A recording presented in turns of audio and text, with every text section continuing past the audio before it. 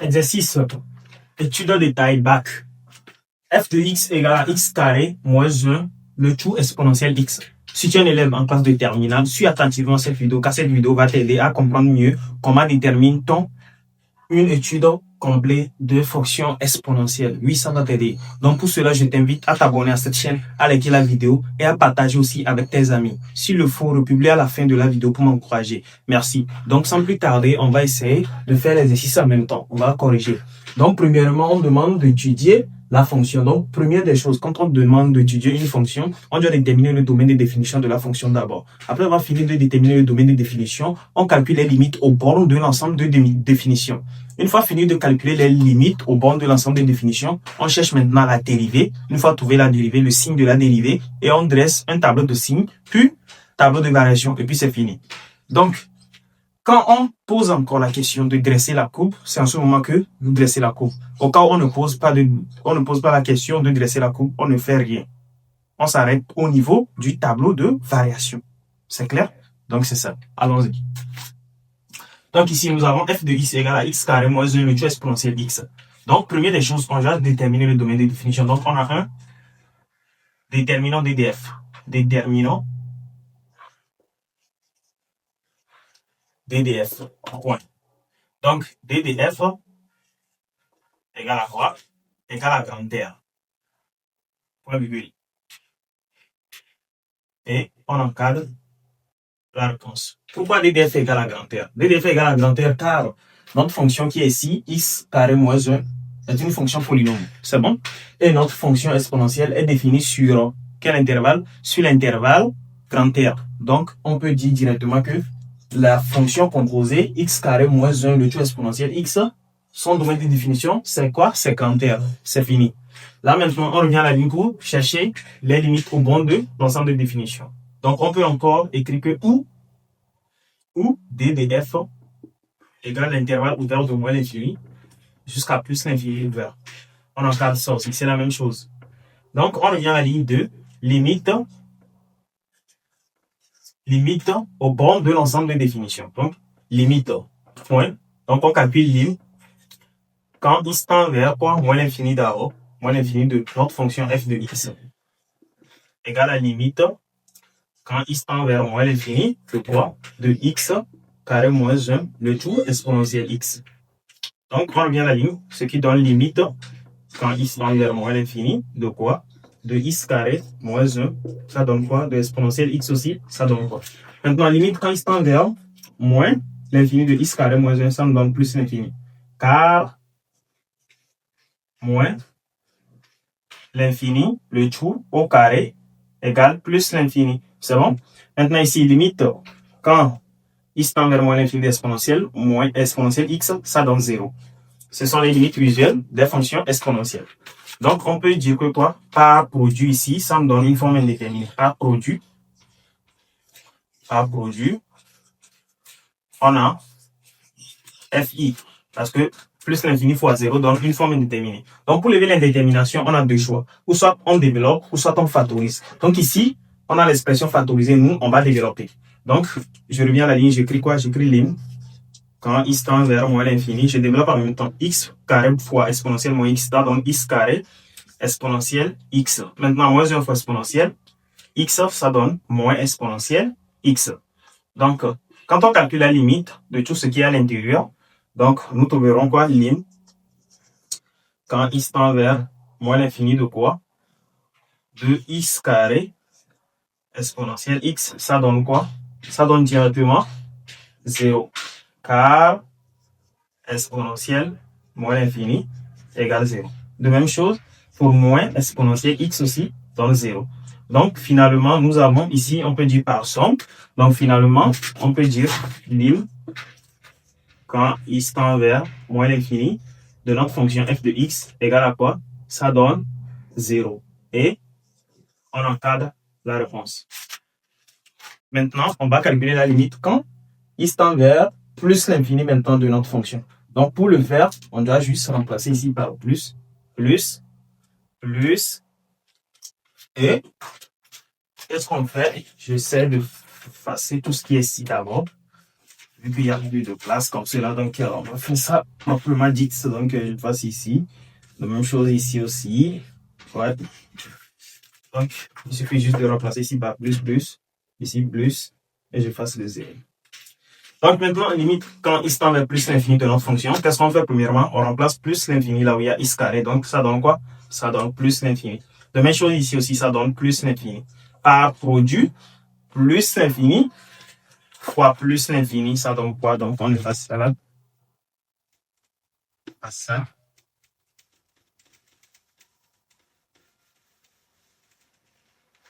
On efface ça. Donc ici, nous pouvons dire que finalement, par produit, quand on fait plus l'infini fois plus l'infini, ça donne plus l'infini. Donc, limite, quand x tend vers plus l'infini, de f de x donne plus l'infini. Donc, si tu as regardé la vidéo jusque-là, je t'invite à t'abonner à la chaîne, à liker la vidéo, donne-moi un pouce bleu pour m'encourager. Merci. Donc, maintenant, nous venons de terminer avec les limites. On va chercher la dérivée de la fonction. Donc, on cherche la dérivée de la fonction. Donc, c'est le 3. Donc, on écrit 3. On efface ici, là.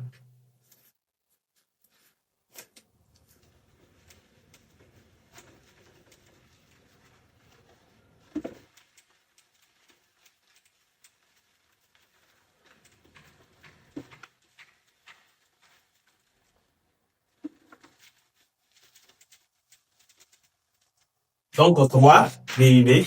On écrit dérivée. Dérivée. Donc, pour la dérivée, on écrit pour tout x appartenant à grand R, point virgule, notre fonction f de x est dérivable.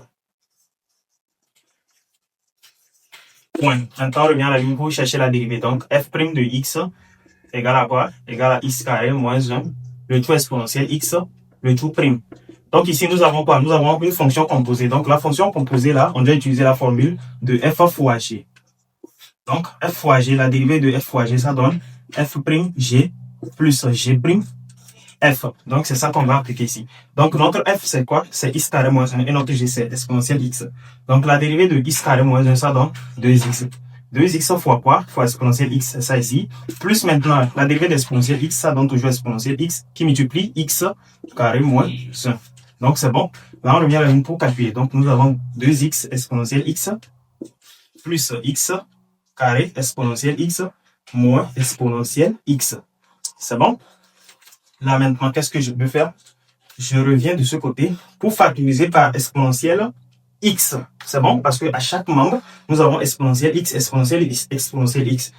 C'est-à-dire qu'il faut avoir les deux bons yeux pour pouvoir bien observer ce que tu fais. C'est clair?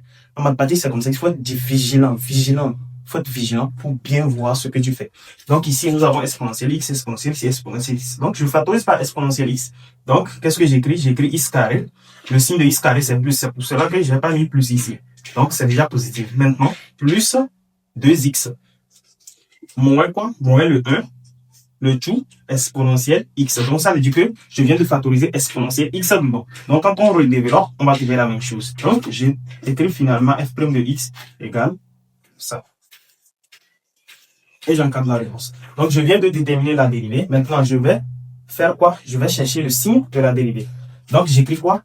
Signe de la dérivée. Signe de la dérivée. Donc, nous savons que pour tout x appartenant à grand R, notre exponentielle x est toujours positive. Cette exponentielle x est toujours positive. Donc, ça veut dire que le signe dépend de quoi? Le signe de f' de x dépend de x carré plus 2x moins 1. Or, x carré plus 2x moins 1, c'est une identité remarquable. Donc, nous savons que x carré plus 2x moins 1, c'est égal à x plus 1, excusez, c'est égal à x plus 1, non.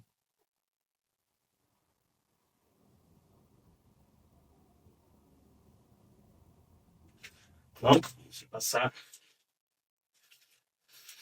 Or, ce qu'on va faire, on va chercher discriminant de notre fonction x carré plus 2x moins 1.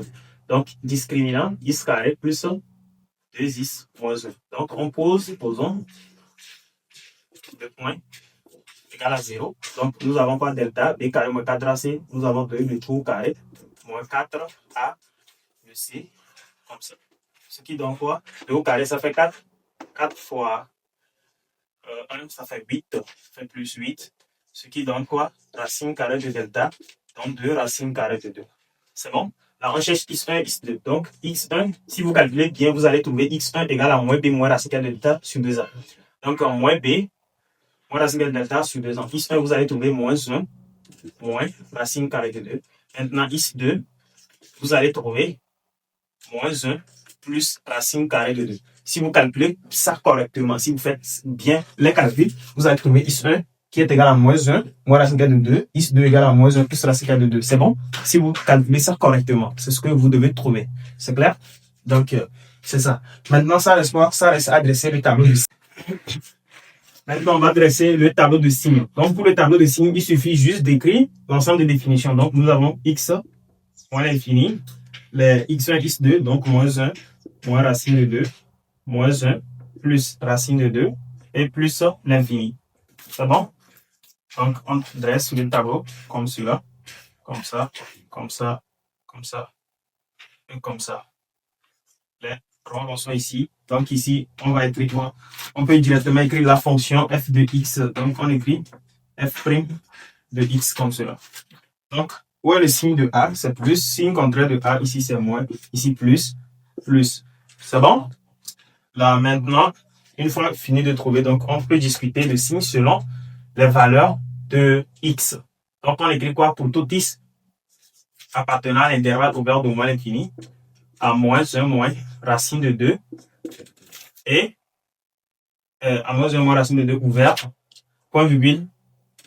Seulement, on n'écrit pas point virgule, on va écrire union, on va aller directement. Donc, union, intervalle, ouvert de moins 1 à plus racine carrée de 2, moins 1, plus racine carrée de 2, jusqu'à plus l'infini, ouvert, f' de x est supérieur à 0. Alors, f est strictement croissante. Croissante sur l'intervalle ouvert de moins l'infini à moins 1 moins racine carrée de 2 ouvert et sur l'intervalle ouvert de moins 1 plus racine carrée de 2 jusqu'à plus l'infini ouvert. Point. Donc c'est ça. Maintenant, on va écrire pour l'intervalle moins 1 à moins racine carrée de 2 jusqu'à moins 1 à plus racine carrée de 2. Donc, allons-y. Donc, on va effacer le bas ici. Comme cela. On efface rapidement parce qu'il n'y a pas le temps. Donc, on efface. Donc, deuxième point. Ici, nous avons pour tout x appartenant à l'intervalle ouvert de moins 1, moins racine de 2, point virgule, moins 1, plus racine de 2, ouvert, f' de x est inférieur à 0. Alors, f est strictement décroissante sur l'intervalle ouvert de moins 1 jusqu'à moins racine de 2 à moins 1 plus racine carrée de 2. C'est ça. Donc, maintenant, on va dresser le tableau de variation et on close l'exercice. Donc, si tu regardes cette vidéo jusque-là, je t'invite à me donner un pouce. Donc, like la vidéo, abonne-toi, partage aussi avec tes amis, ça va les aider. C'est un exercice du baccalauréat. Peut-être ça peut sortir pour l'année 2026. On ne sait jamais. Donc, c'est ça. Maintenant, on va chercher le tableau de variation. Dressons le tableau de variation. Donc, tableau de variation. Tableau de variation. Un truc comme cela. On fasse ici. Ce qui a plus, il n'y a pas d'espace. Donc, comme ça, on va le faire rapidement. On n'a pas assez de place. On fait ça comme ça. On va se ça peut donner. Donc, pour le tableau de variation, c'est ça. Comme ça, comme ça, comme ça. Donc, en haut ici, nous avons là où ça s'ennuie. Ici, nous avons f' de x. Donc, ici, on écrit f de x. Ici, nous avons un signe positif, négatif, positif. Donc, ici, ça veut dire que quoi? Nous avons quoi de ce côté? Donc, ici, je fasse le beau milieu comme cela. Ici aussi, je fasse comme cela. On fasse le beau milieu. Ou bien, tracer les barrages.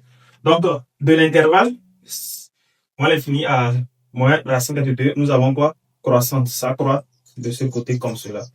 Or, la limite qu'on avait calculée en moins l'infini de notre fonction, nous avons trouvé quoi? 0.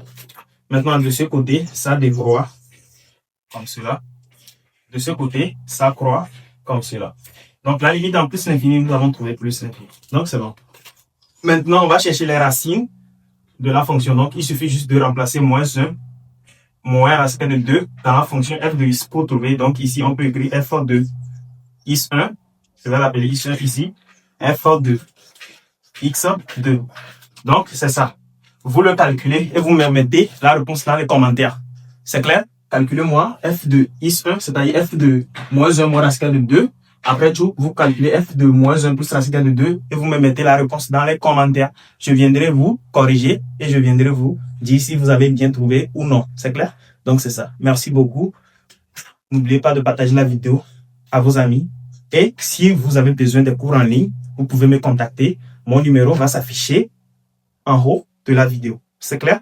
On se dit à très vite. C'était Fadil Mat. Merci.